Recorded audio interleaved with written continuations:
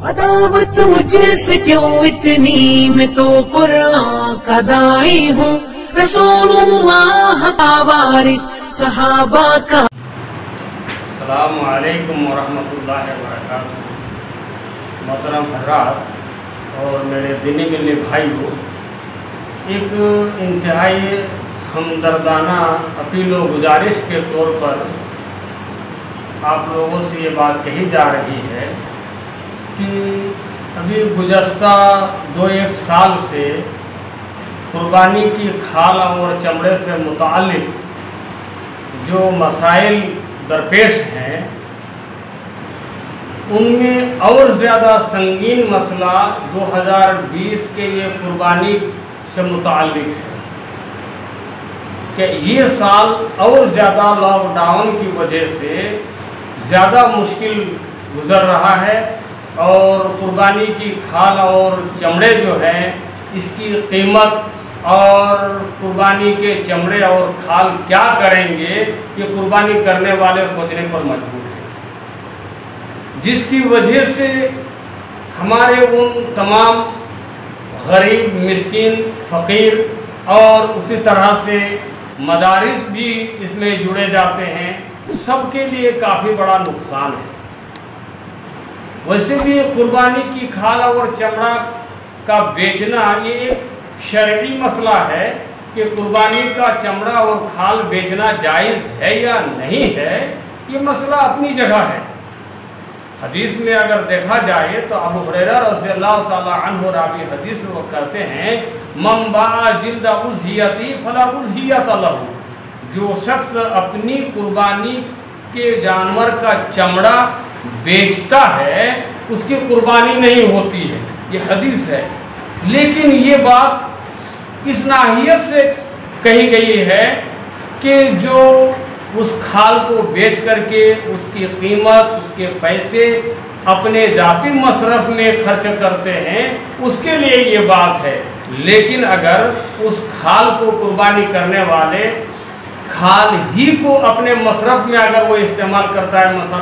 مثلا اس کو دباغت دے لیتا ہے، سورج وغیرہ دھوپ میں سکھا کر کے نمک وغیرہ کر کے جس کو دباغت کرتے ہیں، اس طرح دباغت دے کر کے اگر وہ اس کو دسترخوان بنا لیتا ہے یا جوتا چپل کچھ بنا لیتا ہے یا اپنے مصرف میں اس کو لے آتا ہے تو کوئی مشکل نہیں، وہ اس کا استعمال کر سکتا ہے۔ لیکن وہ خود استعمال نہ کرے، ایسی صورت میں کیا کریں گے؟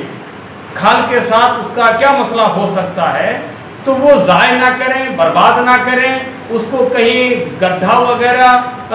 کھود کر کے جو دفن کر کے ضائع کر دیتے تھے، اس مسئلے میں کہا گیا ہے کہ اس کو ضائع اور برباد نہ کر کے اگر اس کو بیچ دیا جا رہا ہے اور اس کے پیسے جو آتے ہیں، قیمت، یہ ضرورت مندوں میں بانٹ دیتا ہے، فقراء میں، مدارس میں،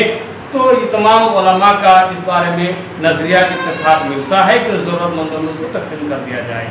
تو آج ہم دیکھ رہے ہیں کہ قربانی کی جو کھال ہے، چمڑے ہیں، اس کی قیمت ہی نہیں ہے مارکیٹ میں۔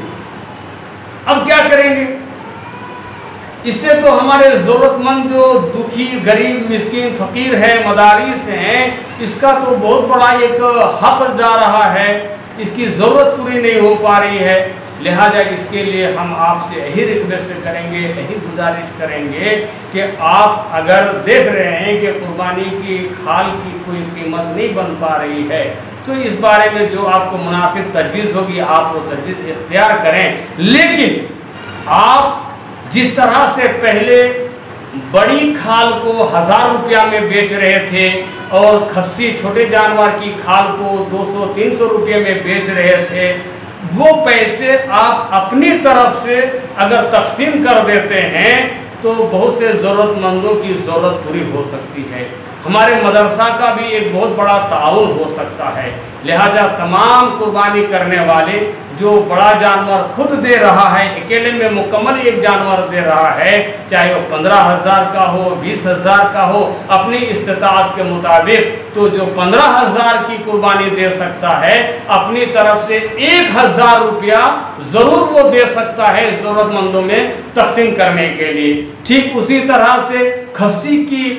बकरा की जो खाल होती है उसकी भी कीमत 250-300 रुपये अगर आप समझ लीजिए कि वो हो सकती थी, आज नहीं हो पा रही है, तो 15,000, 10,000, 8,000 के जो बकरा बकरी कुर्बानी दे रहे हैं, मैं उन भाइयों से गुजारिश करूंगा कि आप जब 10-15 हज़ार की कुर्बानी दे सकते हैं तो आपसे भी 500, 700, 1000 रुपये ये अल्लाह की राह में अगर दे देते हैं ज़रूरतमंदों की ज़रूरत पूरी करने के लिए, तो इंशाअल्लाह ये भी आपकी तरफ से एक बहुत बड़ी कुर्बानी होगी। लिहाजा तमाम भाइयों से गुजारिश है कि सिर्फ खाल की तरफ ना जाएं, ज़रूरतमंदों का भी आप ख्याल रखें। ज़रूरतमंदों को जिस तरह आप गोश्त तो पहुँचाते हैं कुर्बानी का, ठीक आपको उस कुर्बानी का गोश्त बनाने के लिए बहुत सारे मटेरियल और सामान की ज़रूरत पड़ती है। लिहाजा वो कहाँ से पूरे हो सकते हैं उसकी भी फिक्र करते हुए आप जो है खाल की कीमत बाबत जो है 200, 400, 500, 1000 रुपये भी अगर आप दे देते हैं तो इंशाअल्लाह आपकी तरफ से एक दीनी गरीब भाइयों के लिए बहुत बड़ा ताउन होगा। अल्लाह रब्बुल आलमीन से दुआ है कि अल्लाह ताला हमें ऐसी कुर्बानियों में बढ़ चढ़कर हिस्सा लेने की तौफीक अता फरमावे और हमारी तमाम छोटे बड़े कुर्बानियों को तो कबूल फरमा ले। आमीन। तक़ब्बल या रब्बल आलमीन। अस्सलामु अलैकुम व रहमतुल्लाह।